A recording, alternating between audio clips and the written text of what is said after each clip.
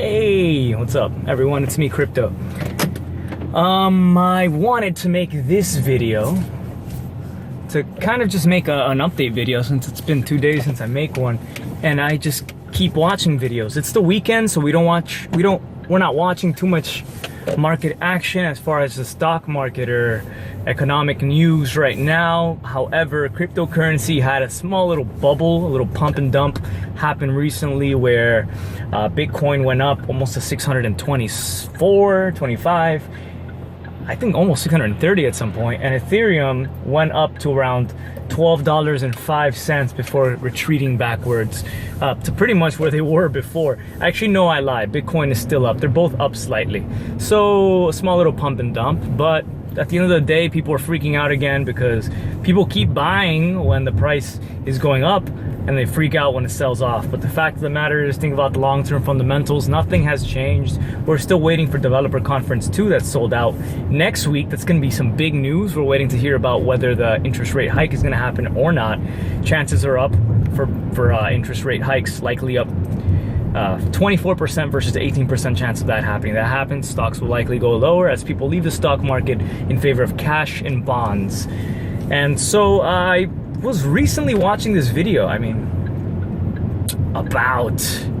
before I say that, I just wanted to mention that proof of stake. So you can actually read Vitalik's comments on different social media outlets, and it seems like in the latest proof of concept that has come out for Ethereum is that when we move to proof of stake, you will only need 35 Ether, if I'm reading that correctly, to stake. You will need the 1,500 number that people are touting, or 1,250 Ether to stake. So as I've mentioned before, Ethereum works on proof of work right now, which is the same protocol as Bitcoin or many other cryptocurrencies, where miners validate transactions and make the ledger accurate. And they mine. That's why we have miners and all these graphics cards. But it's expensive. It costs a lot of electricity. We'll be moving to proof of stake, which will allow us to be more energy efficient, environmentally friendly, and will lower the interest rate and the inflation rate of Ethereum. So basically, transaction fees are what's going to pay people who stake Ether and lock it up for a period of time. So before, we were saying that in order for you to stake and to be one of the stakers who locks up his Ether and gets Ether in return for having it locked up for a set period of time at a certain rate, you would have to have 1,500 or 1,250, I've heard both numbers touted, of Ether to be able to do that. So people were saying, well, we're going to need mining pools, or it's going to become pretty centralized. People who have 1,500 Ether and that much money are going to be controlling it, basically. And that's not that many people who are involved right now. In all of crypto, there's still not that many people involved. So this was kind of upsetting to people. But it seems like Vitalik refutes this and says in the latest proof of concept that you will only need 35 Ether. That's fantastic news. Personally, I think, to be able to stake. So you'll be able to stake with a lot less than was previously thought. So that's great. That's in the latest proof of concept. So we'll see where that actually ends up, but that's looking like a lot of progression as far as evolving toward becoming more adoptable and stakeable for more people, to keep it more decentralized when it comes to validating transactions on the Ethereum network when we move to proof of stake from proof of work. So the other thing I wanted to mention is that I saw this cool, interesting video, and you guys should watch it, that Anonymous put up, and they're talking about World War III coming soon. So, take it for what it is, but they seem to have done their research and actually linked it all to historical things that have happened, conspiracy or not. It is anonymous, so take it for what you will, but it is interesting to listen to because a lot of it is fact, what they said. And the fact that the US dollar is the world reserve currency since 1944, since the war, it's what we use to pay for for oil with around the whole world. You cannot buy oil in any country unless you're using US dollar, which is what gives the US dollar and your money any sort of value, which is what makes people flock here toward the strong US dollar in the United States. And what makes people hold it is that countries are forced to use the US dollar to buy oil, and everyone needs oil. They need these fossil fuels to keep any sort of economy functioning. So, I mean, you're welcome to watch it. I'll try to put a link below to that anonymous video. It's really enlightening. But it talks about just the way that we've enforced dominance of the US dollar by forcing countries to use the US dollar to pay for that oil, whether they've wanted to or not. And basically it's you're either with us or against us if you don't. And how this has been leading us toward World War III that is imminent, because we have leaders in charge who just do not really give a crap about you or I, because they're not the ones going to war. And we've seen this before with drafts in the past.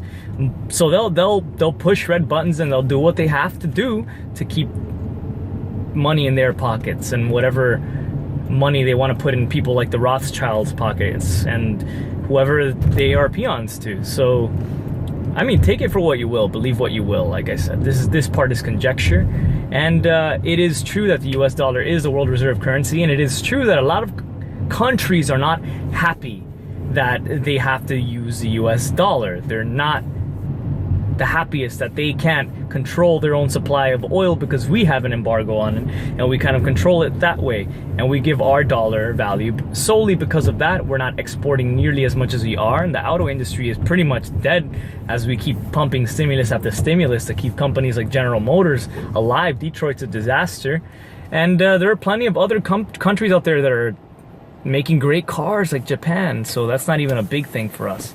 We're America, we're the country of steel, but you can get steel anywhere now. It's not what it was. Anyway, so as this happens, the US dollar is in trouble because countries like Russia are getting upset, and countries like China are getting upset, and Saudi Arabia, different countries that don't want to have to use the US dollar to buy their oil. They want to have their means. So apparently Russia's having secret talks with China to form a sort of coalition against the United States. There are talks, financial talks around the world, where the US is no longer invited, as people say that different currencies are being talked about and spoken about, and different ideas. And I mean, whether this leads to war or not, I don't know. I mean, Anonymous seems to think that that's what's going to happen as we keep pointing fingers and attacking the wrong people, and just pushing the wrong buttons. And eventually it's going to get to the point that all the superpowers like Russia and the US and China are going to have to collide, and the smaller countries that we have been involved with will be the cause leading up to this, as people are getting more and more upset. And what will happen to the world would be really interesting at that point if such a thing happens, and that would be a disaster. I would not want anything of that kind of thing to happen. There are a lot of nuclear bombs still out in the world. We stopped destroying our nuclear bombs in 2010. That's when the US and Russia stopped breaking down our stockpiles. And I wonder why that happened in 2010. Why did we stop significantly drawing back our stockpiles? And you know, there's always been tension, and it will continue to be tension. And I hope that this all works out for the best and peaceful talks continue. And I hope that we put people in charge who have humanity and care about you and I, not just their own families and themselves, but care about this country for real and care about the benefactor of the world. And I think we need to seriously be looking into alternative fuels and alternative means for helping not just our world, but helping our economy and political stability as well.